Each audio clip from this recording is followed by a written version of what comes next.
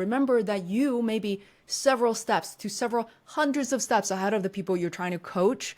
So try not to overthink it. Simplify and simplify even more. Have enough basic content out there. This is the Fearless Pricing Podcast, where we meet and talk about real-life pricing experience. I'm your host, Filip Fucic. Pricing is hard. This is a podcast for fearless professionals and those who would like to feel that way. Welcome back to the Fearless Pricing Podcast. Today we have a change of pace, let's say, because what I usually talk about is value communication, which translates into pricing and which translates into negotiation, but it's usually about the value side. And today we're going to focus more on the communication side of value communication. So you're good and your clients know you're good. Your future clients need to know that as well. Otherwise, they simply can't value you correctly, right? And this is why I'm super excited to have Fei Wu with us today, because I've been following her first. The YouTuber kit. I know. It's been a while. I think 3 years now. Wow. Right? True. Fei, welcome. What should people know about you? So first of all, Philip, I'm really thrilled to be here, and I really admire your work, in particular on LinkedIn. I have followed you, as you know. I've commented on a lot of your content. I have been able to learn from them personally. I've asked questions, so thank you so much for your work. And for your audience who's new to me, so I am Fei of Fei's World Media. I was first a podcaster in 2014, and then, 4 years later, I developed my podcast into a 5-part documentary series, and had I'm very grateful to have launched it on Amazon. And then shortly after that, I remember just felt really dissatisfied with only producing documentaries, but wanted to really do and produce video content on an ongoing basis. That's when I launched my YouTube channel in 2019. It took off in early 2020, partly due to the pandemic, and have since then connected with so many creators, content-based business owners, experts like yourself, Philip, and I'm so thrilled and look forward to starting today's conversation because, as you know, I've also been kind of very intertwined in this whole AI world, talking about different tools for creators and experts like yourself, and focusing on how to implement not just these AI tools and jargon, how do we actually integrate that into our business, into our existing workflow? So that's what I'm focusing on these days. I know you're all about workflows, which is neat because usually it's about tricks, right? Look what this AI can do. Mm-hmm. That's on that level, that's still a toy, right? Look at this great picture that I did once, and okay, cool. How does that help, right? And that's what I like when I read your stuff. It's usually very practical. Yeah, very practical, relatable. That's what I'm aiming to do. Thank you. Is it even possible to actually keep up with the AI changes in the workflow? Because sometimes you get the feeling by the time that you implement one thing, firstly, it changed itself, and secondly, something new or 3 new things came out and are not now trying to eat its lunch, right? Yeah.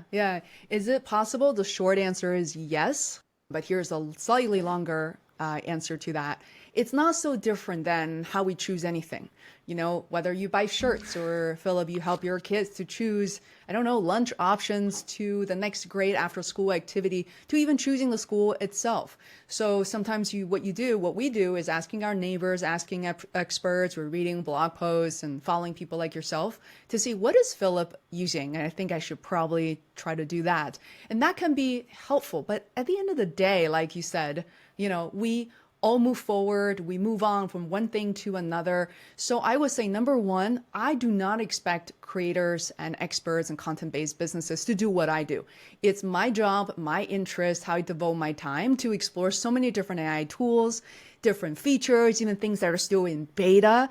I love checking them out, recording videos, understanding how A compares to B, compares to C. Now, as an individual or expert, you don't have to. In fact, you shouldn't do that. Instead, what you should do is a very simple process, which is, number one, you need to understand your business better. I talk to a lot of business owners. They tend to evaluate and sit down and actually think about their business every once in a blue moon, every once a few years. That's not frequent enough. In fact, at the speed of how we conduct our business today, realistically, you want to do this on a quarterly basis, at least twice a year or so. Look at the tasks at hand, what you're actually working on, and actually time yourself to see how long things actually take. So chances are, psychologists already like report a bunch of things you can read on Fortune and Harvard Business Reviews if you want to, but we tend to underestimate a lot of the tasks that actually takes to complete them.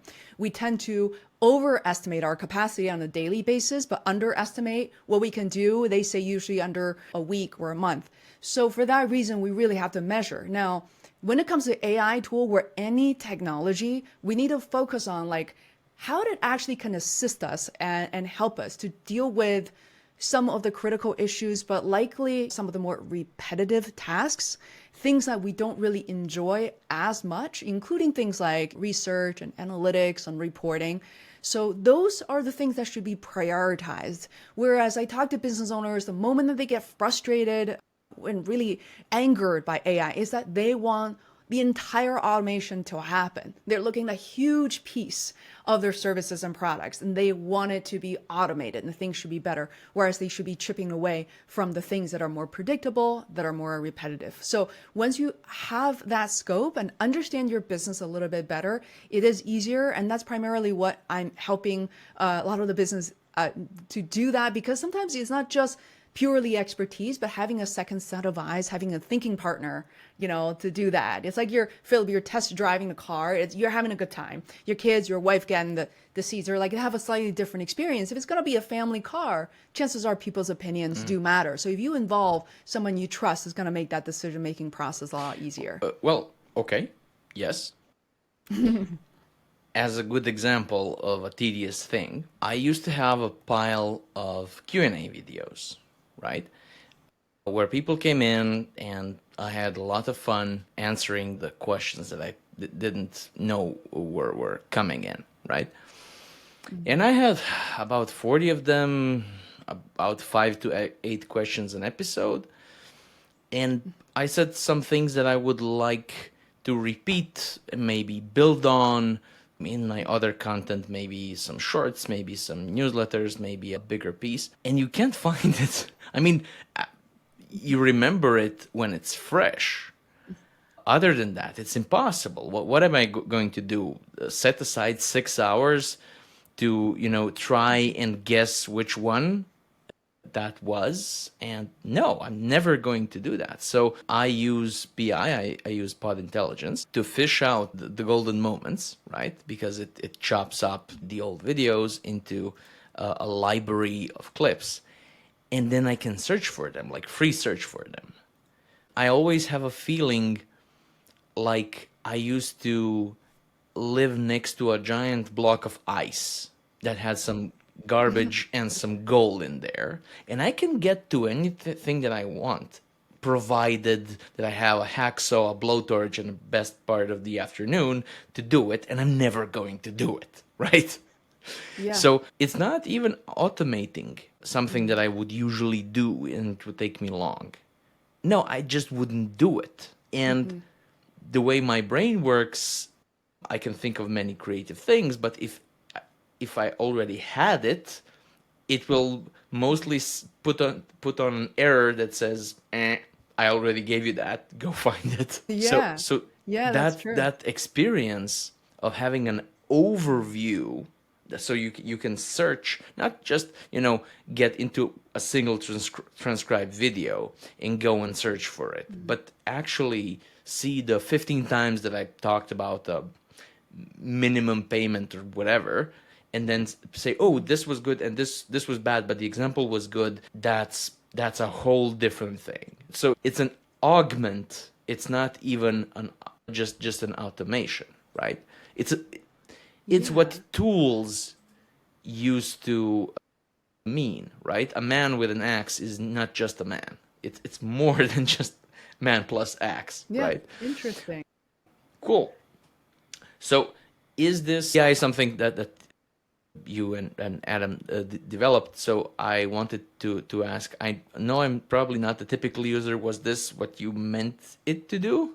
Actually, you are. I would say you are definitely in people we are going Okay. after. You are part of our target audience for sure, who are seen or who see themselves as experts and content based or content or knowledge based creators. So it's different than say some podcasts are about two best friends chatting, talking about coffee or fashion or happening. Those shows can get quite popular, but it's very different than experts like yourself who's here to teach in this case pricing, content strategy, or whatever it may be.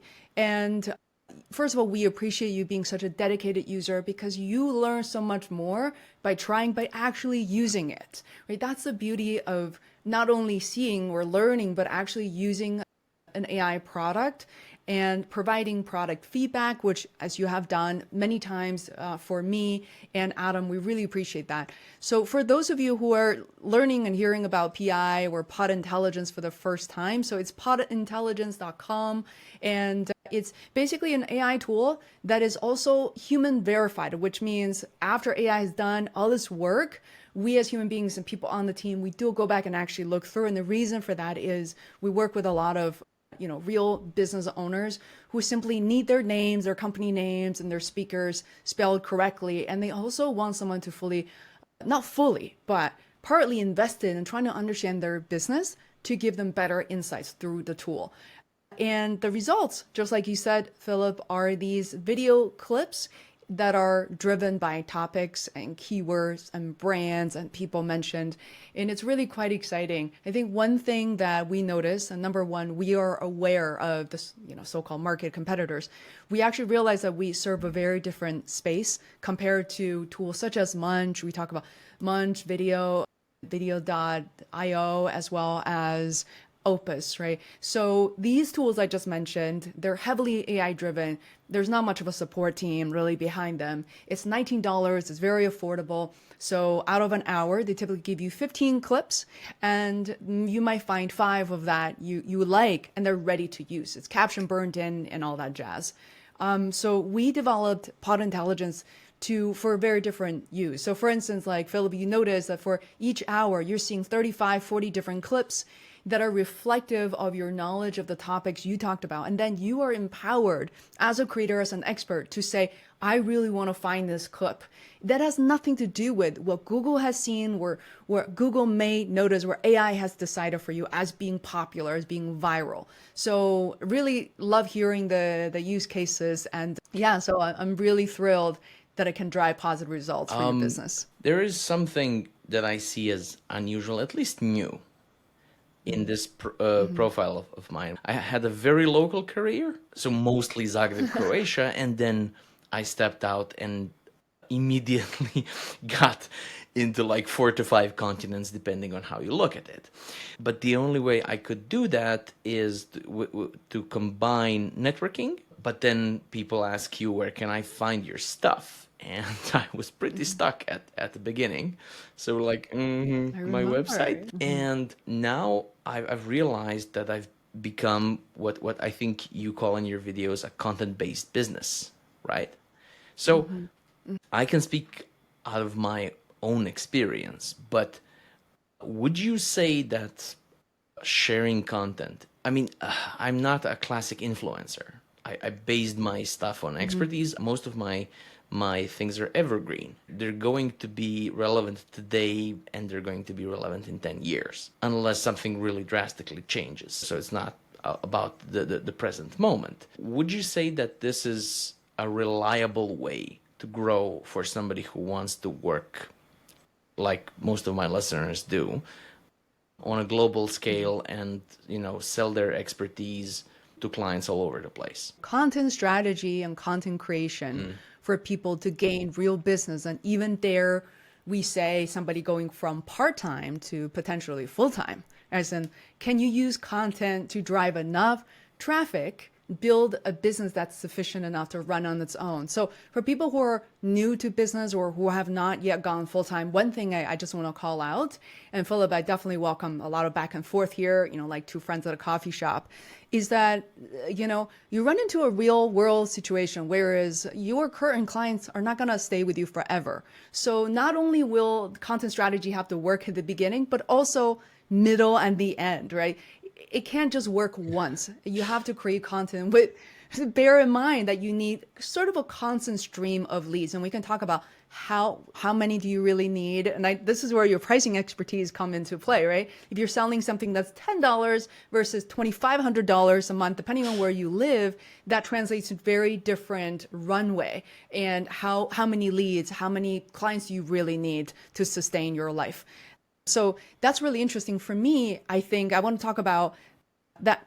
It's never quite one thing. When people hear about content creation, it sounds like this one thing. If you nurture it, it's going to work. Before we continue, I'd like to suggest two things. Firstly, if this is the first time you're tuning in, I'd love for you to subscribe and hear the next story in a week. And second, if you feel you could do with a little more fearless pricing content, look in the show notes for the link to the popular, short, and sometimes funny biweekly newsletter. That's it. Let's get back to the show. So I look at my life these days. It's a combination of, I say, general marketing activities. I don't believe in like outbound alone. Hi, I have this website. I'm really good at what I do. I think we should work together. That hasn't really worked out very well for people who are starting out. Secondly, I think of it as content creation that involves, some scripting, some ideation, recording, production, and publishing, and replying to comments. All of that is content creation, not just the recording part. A lot of clients mistaken that as like, I recorded something. Did you publish? I did once. And right. So thirdly, there's a bucket of my life that's about delivering based on the clients I've already closed, my ongoing projects. And I also have the final quarter. 1/4 is anything goes. Anything that could happen, I need to build a buffer. So I think when you look at your life and your time in more holistic ways, of course, you can slice and dice into 1/8 of your time, 1/9 of your time.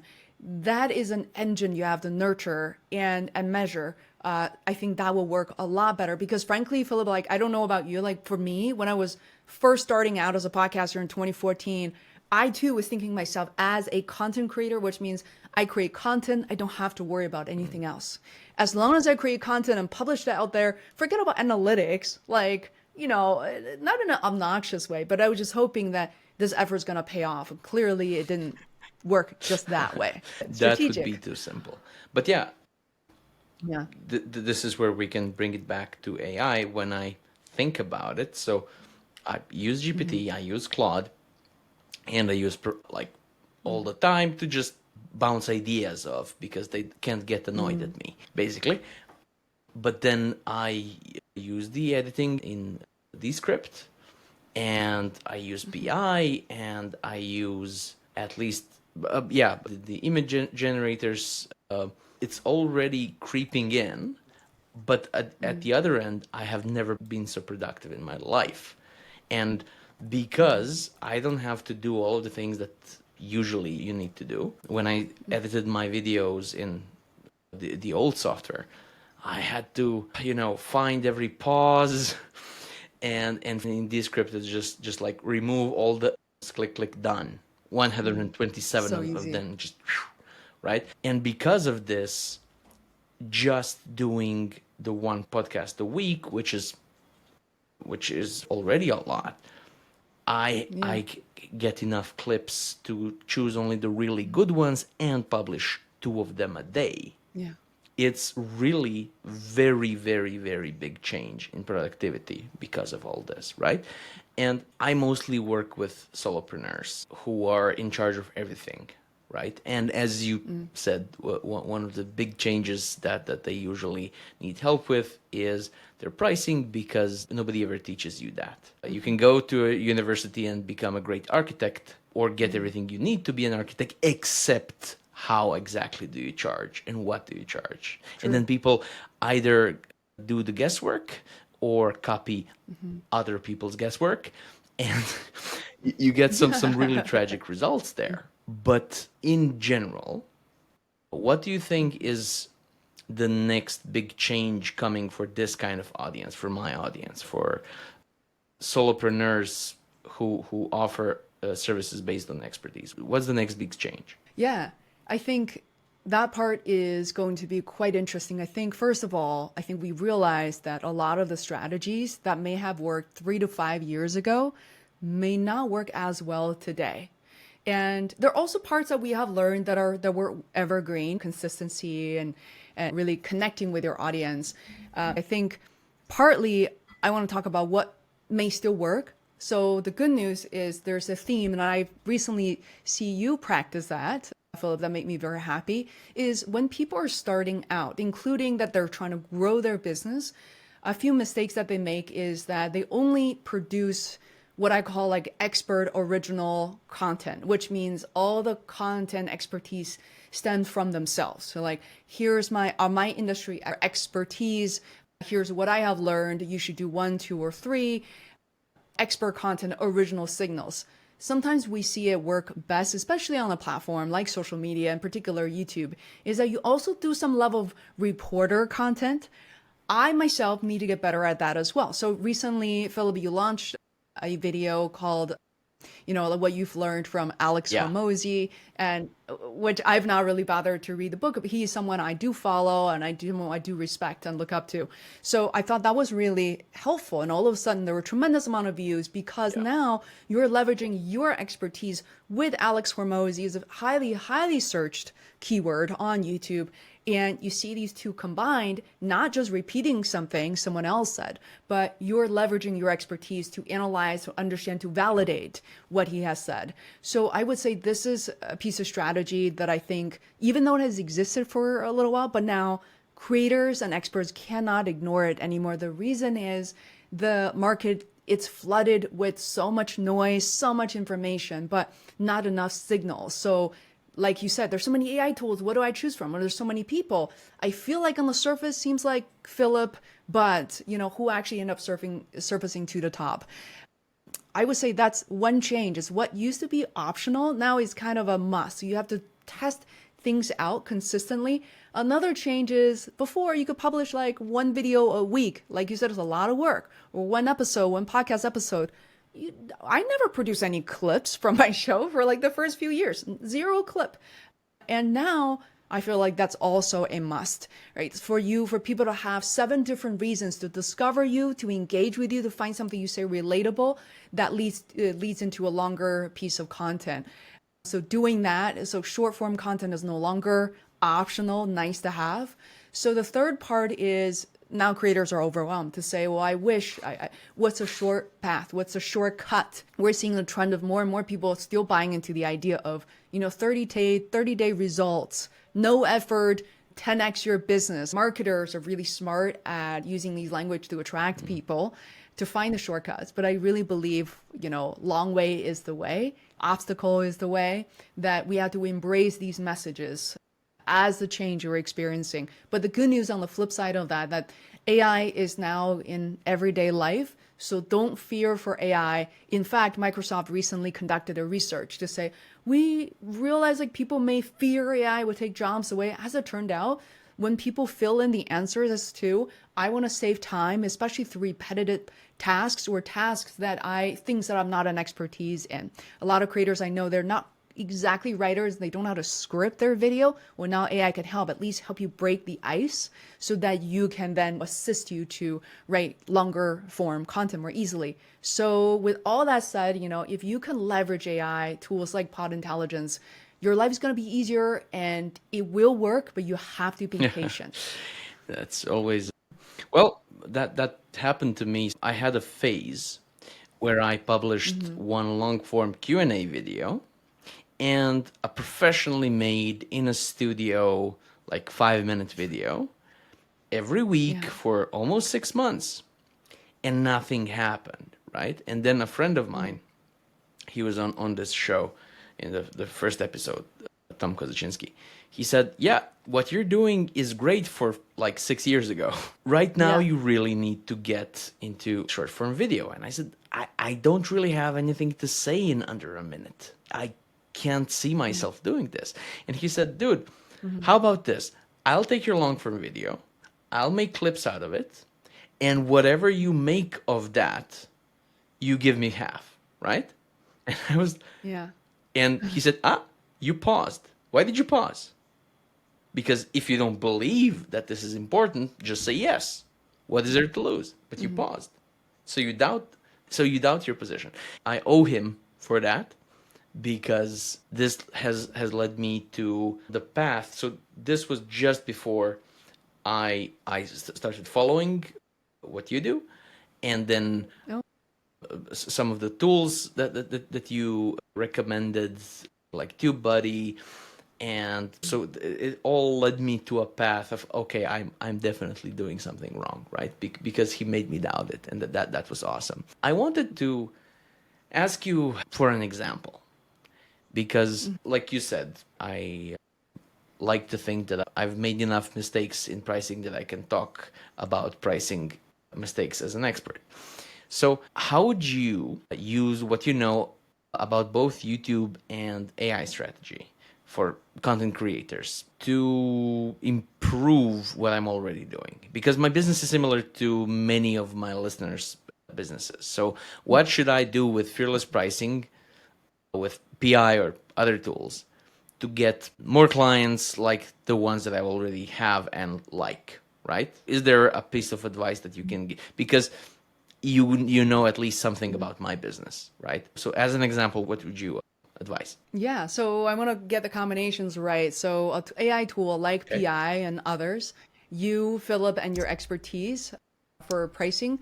Did you mean to create, kind of add YouTube in as a platform, or this is regardless of YouTube? I'm just curious. I wanted to have a YouTube channel that works because most of the other social media platforms, and YouTube is not a social media platform, but this, it kind of works as a repository, a place where people can still find my stuff even when it sinks down in the algorithm. Because if I publish something on LinkedIn, I publish something every week, after like a month, it's dead. It's forgotten, right?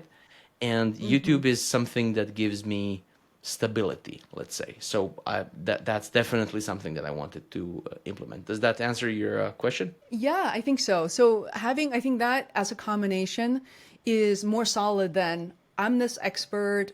What can I do with AI tools? That's a little general, obviously. So as I mentioned, yeah, I think we answered that question of instead of evaluating the ocean of or the landscape of AI, you want to actually start with your business, right? It's almost like shopping for clothes. I want clothes. What occasion are we talking about here? So know yourself, know your business, and that will be the first step in choosing the AI tools to help you alleviate, repetitive tasks and things that you really struggle with. So that's one thing. Choosing YouTube as a platform, what I love about YouTube is that it is so transparent. It will not lie to you. A lot of people are not really playing with some of the advanced analytics. So, for instance, Philip, we haven't really done a session to dive into your YouTube channel, spend like 45 minutes, an hour to look at your analytics and say, these are the videos that people are particularly interested in. Let's talk about why, because I didn't create them. Let's talk about, do they surprise you? Do they enlighten you somehow? And not just views. I think not just views is not just transitional statement. It's actually a key statement here. A lot of my clients as well, people getting on YouTube, they're literally hitting the refresh button, waiting for the views to go up. And views become their only metrics to focus on. Not to say it's not useful. Not It guilty at is. all. You hear it all I the don't time. recognize what you're talking about. I have never done it. Exactly. I'm not guilty of that. Personally, I've also seen, because views is right there, right? I think systems are created to kind of trick our mind into looking at something that everybody's looking for just because it's simple and it's already there. So when I say that, you can search on YouTube right now, what's right next to the video or views, like some upvotes and downvotes. So people use that as a determinant to say whether it's worth my time or not. But as a creator, if you want to create better content, remember the clip I shared with Seth Godin? Oh, I know how to get views, but how do I get my content to be better? That's an entirely different question. So what you can do is inside YouTube, you go into a specific video if you want, and you can click on what is called single video analytics. There, it tells you how many people are still watching within the first 5 seconds, 15 seconds, 30 seconds. You can see a huge drop of the majority of the audience at one point of your video. It happens to everybody's videos. Now, for a really professional, for a really great video, you see people start dropping off halfway through. The last 30%, people just go on with their lives, where even like majority of them will watch all the way through, which I believe is probably going to be like Casey Neistat, so one of those guys. It's very psychological. Whereas, for people who are creating content for the first time in the first few years, possibly, they don't pay attention to the metrics. There's actually about 90 to 95% of the people will drop off within the first 30 seconds of your video. When you think about that particular metrics, forget about views for a second. How can you retain people, give them exactly what they're looking for, not to trick them into watching, keep watching till the end because there's an empty promise. No, you are retaining them because the information is helpful and it's interesting. So for me, that's really interesting. And within that analytics, you can see spikes. There are more people are like, what happened to the spikes? How come there are more people watching? Well, people actually can scroll back for a variety of reasons. Philip says something really interesting. I think I missed it and I want to hear it again. You watch this TV show on Netflix, and something really funny happened, something really thought-provoking happened, you rewind. When you do a rewind, there's a spike of watch time accumulating in those moments. You want to go back there, and you probably already guessed what I'm going to say next, is those should probably become clips. Right? So things like that could be really interesting as well. So just from an analytics perspective, you can learn so much. And a lot of people say, oh, it's so much work. I don't have any data or insights. I'm just publishing away and it's not working. I don't know why. Well, these are some moments you pay attention to. The last thing I would say is how often is enough. I don't think you need to look at these things more than once a week. It's not a daily activity. It is not something you should do multiple times a week because then it becomes a distraction. Then it becomes a ding on your mind to say, see, that's not working. You feel like you don't want to overjudge based on, limited data. So those are the things I'll say first, but we'll make this more conversational. Fuss less about it, right? That's inspired. Thank you. Yeah, Ali Abdal said something that nobody wants to hear. How do you know that you've done your work?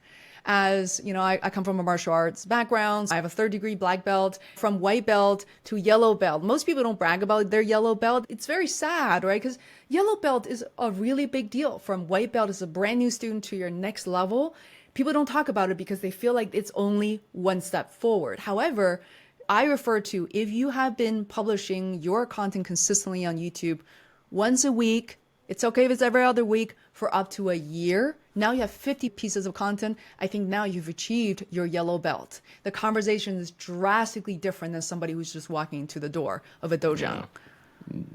Did 18 videos and then concluded that nothing is working, right? Yeah, 18 videos, or sometimes 2 videos. A lot of people conclude it's not working. Yes. I heard a good comparison. So not just content, but in general, generating the consciousness of what your value is as an expert. It's like going to the gym.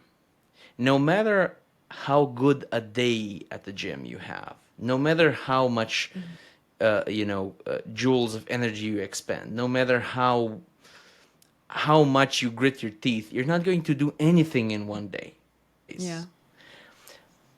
It's not a question whether something is going to happen if you keep going. The question is what and when, but not if. No, something is going to happen. You cannot go to the gym consistently and do good stuff and, nothing would change. That's not a thing, right? Yeah, absolutely. Time is so important. But I want to add another example, but like to give something more concrete. I have the pleasure of working with a current client, a young woman named Carly Agar, who is in an industry, frankly, I really knew nothing about. I mean, a little bit. I've been working the position. So the new title these days is called CSM, so Customer Success Manager. So when I first heard the title, I was really assuming it's just account managers, but it's apparently a new role where, when a company purchases bigger products, pricier products, so we're talking about like half a million, $1 million range, you get like a customer success manager to ensure that you're onboarding your team and that you're not unsubscribing, you're all these things. So it's a really popular job, it's very well paid.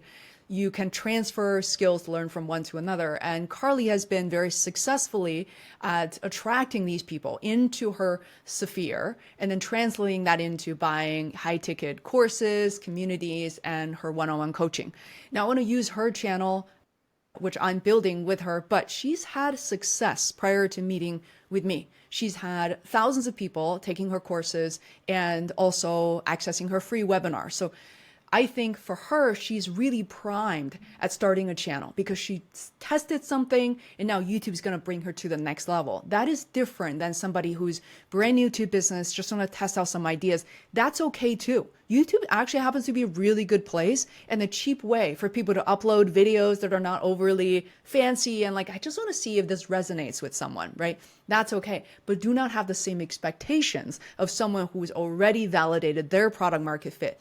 Now, the second thing I want to mention that Carly's really successful at is that she has, like you, Philip, she has different formulas that sounds good, works great about transforming somebody from point A to B. She has a whole framework, right? Just like you, checklist and coaching program and all that. I'm not going to go into details because I'm not that expert, but when it comes to YouTube videos and lots of shorts we have been producing for her, she does not focus on the frameworks and formula. She will eventually, but right now she's going to start with the questions that her customers and her prospects are asking her. Simple things such as, I don't know why my resume isn't attracting these companies. She identify very simple entry points, as in a lot of people are stylizing, choosing fonts and making it all fancy of a resume.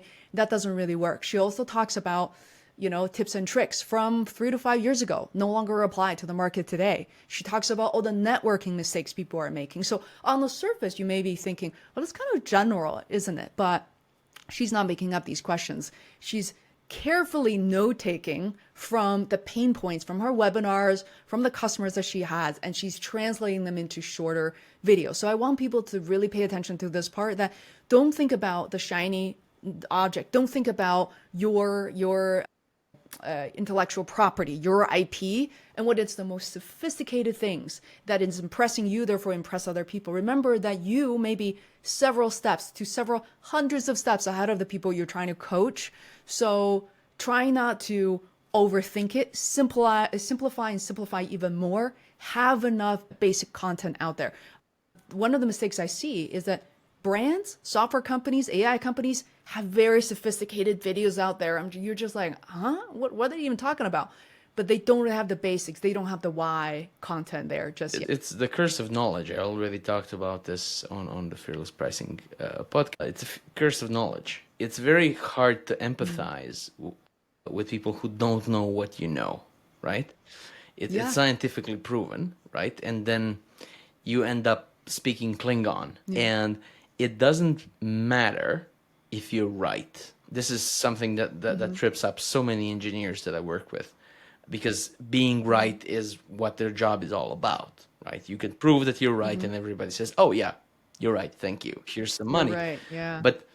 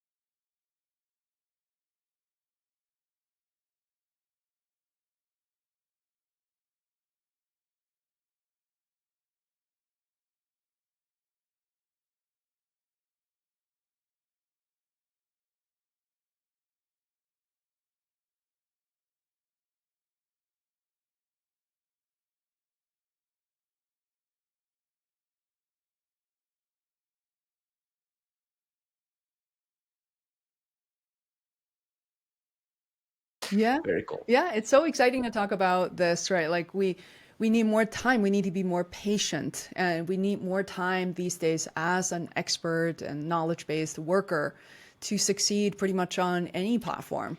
And it just takes a little bit longer. So before you say, oh, maybe I give myself 2 to 3 months, now you're looking at 5 to 6 months.